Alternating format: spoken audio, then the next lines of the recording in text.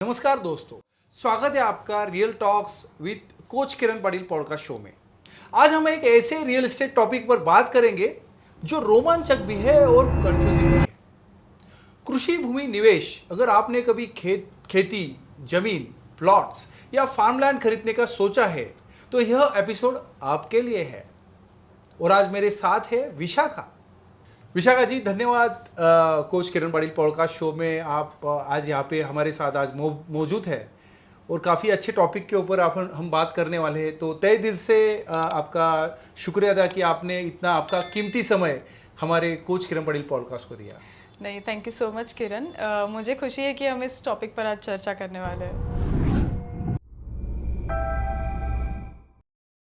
क्योंकि इसमें अपॉर्चुनिटीज़ भी बहुत है और इसमें क्रैप्स भी बहुत है। अगर लोग नियम नहीं जानते तो पैसा फंस भी सकता है, और अगर ज़मीन कानूनी रूप पर उनकी नहीं हो सकती, अगर उनका पैसा फंस गया, अगर उनकी ज़मीन नहीं हो सकी तो विशाखा जी, बेसिक से शुरू करते हैं। जब हम फ्लैट्स, विला और कमर्शियल स्पेस, जब हम कमर्शियल स्पेसेस की बात करते हैं तब लोग कृषि भूमि में क्यों निवेश करते हैं? 3 बड़े कारण हैं इसके। कृषि भूमि में निवेश करने के सबसे 3 बड़े कारण हैं। सबसे पहला और महत्वपूर्ण ये है कि कम कीमत। रेसिडेंशियल कमर्शियल ज़मीन से काफ़ी कम प्राइस में मिल जाती है। ज़्यादा वैल्यू ग्रोथ होती है। सेकेंड ऑफ ऑल, ज़्यादा वैल्यू ग्रोथ होती है। अगर ज़मीन नॉन एग्रीकल्चर यानी कि NA कन्वर्ट हो गई तो उसकी कीमत कई गुना बढ़ जाती है। Third important point is diversification. लोग शहरों से बाहर टैंजिबल एसेट चाहते हैं। कुछ लोग बिल्डिंग फार्म चाहते हैं, कुछ लोग वीकेंड फार्म चाहते हैं, या फिर ऑर्गेनिक खेती या सिर्फ ज़मीन रखने का गर्व चाहते हैं। अच्छा, यस विशाखा जी, लेकिन लोग इसमें पैसे भी खोते हैं ना? बिल्कुल, क्योंकि वो ड्यू डिलिजेंस नहीं करते हैं। चलिए सुनने वालों के लिए लिस्ट करते हैं, सबसे बड़ी समस्याएं क्या है? श्योर। सबसे पहला है मालिकाना विवाद, मतलब कि असली मालिक कौन है क्लियर नहीं होता है। दूसरा है शेयर ओनरशिप, एक ही जमीन कई वारसदार के नाम पर होती है। तीसरा है जोनिंग लॉज, यानी कि हर जगह फार्म हाउस या रिजॉर्ट नहीं बन सकते हैं। किसान प्रतिबंध, मतलब जैसे महाराष्ट्र में खेती की जमीन सिर्फ किसान ही खरीद सकता है। ये तो बहुत है। यस हाँ, और इसी वजह से रोमन प्रॉपर्टी जैसी कंपनियां ज़रूरी है। हम पूरी बैकग्राउंड जांच करते हैं, हम पूरा बैकग्राउंड चेक करते हैं, कागज़ चेक करते हैं, जो भी डॉक्यूमेंटेशंस, क्लाइंट को क्लीन लीगल ज़मीन दिलाते हैं। अब फ्रॉड की बात करें, लोग किस डील में फंस जाते हैं? बिल्कुल कॉमन फ्रॉड्स होते हैं, यानी कि फर्जी किसान सर्टिफिकेट, सरकारी फॉरेस्ट ज़मीन को प्राइवेट बताकर बेचना। ऐसा भी होता है? यस, एक ही जमीन कई लोगों को बेचना। अच्छा। फिर बिना अप्रूवल के NA कन्वर्जन का वादा करना। वाओ, ऐसे बहुत से पॉइंट्स है। विशाखा जी, ये तो बहुत डरावना है यार। हाँ, लेकिन सेफ इन्वेस्टमेंट भी हो सकती है, सेफ इन्वेस्टमेंट भी संभव है। 7/12 एक्सट्रैक्ट, देन प्रॉपर्टी सर्टिफिकेट और ओनरशिप डॉक्यूमेंट हमेशा चेक करें। और अगर आप किसान बैकग्राउंड से नहीं हैं तो लीगल किसान सर्टिफिकेट ले। रोमन प्रॉपर्टी अपने क्लाइंट्स को ये लीगल तरीके से दिलाने में बहुत मदद करता है। Wow, fantastic. यस। अगर मैं निवेश करना चाहूँ तो सेफ्टी के लिए क्या कदम जरूरी है?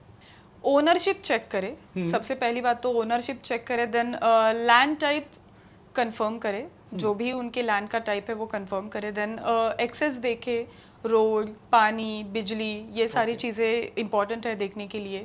लीगल क्लियरेंस देखना चाहिए हमें, जो भी लैंड ले रहे हैं उसका लीगल क्लियरेंस देखना चाहिए।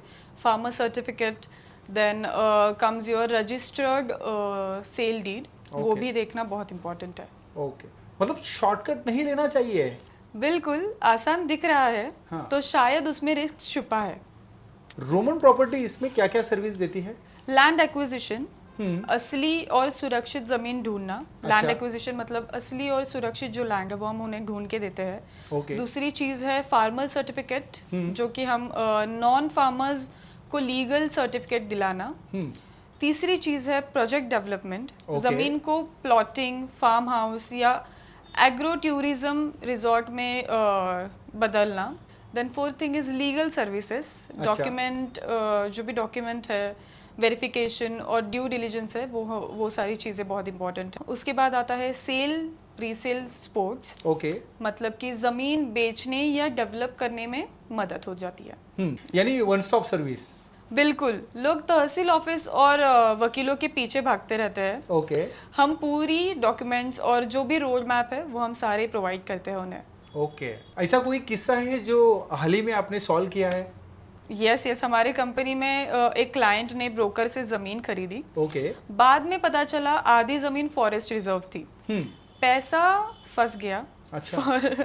फॉर श्योर पैसा तो फंस गया। दूसरा क्लाइंट हमारे पास आया, हमने सब चेक किया, किसान सर्टिफिकेट दिलवाया। अच्छा। देन 3 साल में ज़मीन की वैल्यू डबल हो गई। वाह। आखिर में सुनने वालों के लिए आप कौन सी 3 गोल्डन टिप्स देंगे? 3 and very important golden tips जो मैं दूंगी वो है, जल्दीबाजी मत करो। ओके। जल्दबाजी नहीं करना चाहिए। दूसरी चीज़ है लीगल तरीके से काम करना चाहिए हमेशा। अच्छा। और तीसरी और बहुत ही महत्वपूर्ण चीज़ ये है कि प्रोफेशनल्स के साथ काम करो, चाहे रोमन प्रॉपर्टी हो या कोई और company, but still professional company के साथ ही काम करो। ओके। विशाखा जी, जब लोग फ्लैट्स, विला या कमर्शियल प्रॉपर्टी में निवेश कर सकते हैं, तब कृषि भूमि में ही निवेश क्यों करना चाहिए? बहुत अच्छा सवाल है। देखिए, दुनिया में जितनी भी युद्ध हुए हैं, जितने भी युद्ध हुए अभी तक, क्या आप जानते हैं कि उनकी सबसे बड़ी वजह क्या है? जमीन के लिए? बिल्कुल, ज़मीन ही एक ऐसी चीज़ है जो बनाई नहीं जा सकती। ठीक है, विश्व की आबादी जो है वो लगातार बढ़ रही है और आगे और बढ़ती रहेगी, तो ज़मीन की डिमांड हमेशा ज़्यादा ही रहेगी और रहेगी ही रहेगी। यही कारण है कि कृषि भूमि में सबसे मजबूत और सुरक्षित निवेश। लेकिन मार्केट में तो बहुत सारे ऑप्शंस है, जैसे कि स्टॉक्स और क्रिप्टो। हाँ, पर एक फर्क है। क्या आपने कभी सुना है कि पिछले साल जमीन की कीमत इतनी थी, इस साल कम हो गई है? नहीं, बढ़ते ही ऐसे ही सुना है। राइट, ऐसा शायद ही कभी होता है। और जबकि स्टॉक्स और क्रिप्टो रोज ऊपर नीचे उनका ग्रोथ होता है, कभी उनका डाउनफॉल होता है। हाँ। तो इसीलिए कृषि भूमि आपको स्टेबल और लंबी अवधि का रिटर्न देती है। ओके। जो अक्सर किसी भी फाइनेंशियल इंस्ट्रूमेंट से ज़्यादा होता है। जो अच्छा। मतलब किसी भी फाइनेंशियल इंस्ट्रूमेंट से ज़्यादा होता है। इसके अलावा कृषि भूमि में टैक्स सेविंग होती है, टैक्स के फायदे होते हैं। और सबसे बड़ी बात, अगर दुनिया में किसी भी तरह का संकट आ जाए तो आपके पास अपनी खेती होती है जिस पर आप खुद खाना उगा सकते हैं, धान उगा सकते हैं और खुद आत्मनिर्भर हो सकते हैं। आत्मनिर्भर हो सकते हैं। Yes, क्या yes. बात है, वाह, ये तो बहुत इंटरेस्टिंग पॉइंट है। राइट। और एक और बात है, दुनिया में ज्यादातर जो बिलियनियर्स है उनकी सबसे बड़ी इन्वेस्टमेंट जो है वो है फार्म लैंड में। अच्छा। आप गूगल कर सकते हैं, गूगल करके देख सकते हैं, इंडिया में जितने भी मिडिल क्लास को अक्सर बोला जाता है कि कृषि भूमि रिस्की है, मत खरीदो, लेकिन हकीकत यही है कि सबसे ज़्यादा रिटर्न्स जो है वो इसी में संभव है। ओके। आप इंडिया में बड़े सेलिब्रिटीज़ और जो भी बिजनेस टाइकून्स है उनको देखिए, हर किसी का फार्म हाउस है, वो लीगल फार्मिंग भी करते हैं। क्या आप जानते हैं आम का सबसे बड़ा इंडिया में एक्सपोर्टर कौन है? कौन है? अनिल अंबानी का 500 एकड़ का फार्म गुजरात में। अच्छा। यस। अब सोचिए, इतने बड़े लोग इतनी ज़मीन क्यों रखते हैं? क्योंकि अगर भविष्य में कभी भी अकाल आया, फूड शॉर्टेज जैसी स्थिति आती है, तो जिसके पास ज़मीन होगी वही असली ताकतवर लोग होंगे। अच्छा, यानी जिसके पास जमीन है और खाने के लिए है वही सुरक्षित है। बिल्कुल, आप फ्लैट में खेती नहीं कर सकते, इसलिए रोमन प्रॉपर्टी जैसी कंपनियां लोगों को कृषि भूमि में निवेश करने के लिए अपॉर्चुनिटी देती है। अच्छा। ताकि वो न सिर्फ अच्छा रिटर्न्स पाए बल्कि भविष्य के लिए सुरक्षित भी होता है। फैंटास्टिक। यस। तो दोस्तों, आज का टॉपिक था लैंड एक्विजिशन और काफ़ी अच्छा लगा विशाखा जी, आज का बहुत अच्छा फ्रूटफुल डिस्कशन हुआ। Thank you so much. तो दोस्तों, ऐसे ही नए नए पॉडकास्ट के लिए चैनल को लाइक कीजिए, सब्सक्राइब कीजिए और शेयर कीजिए। धन्यवाद। मिलते हैं अपन नेक्स्ट पॉडकास्ट में।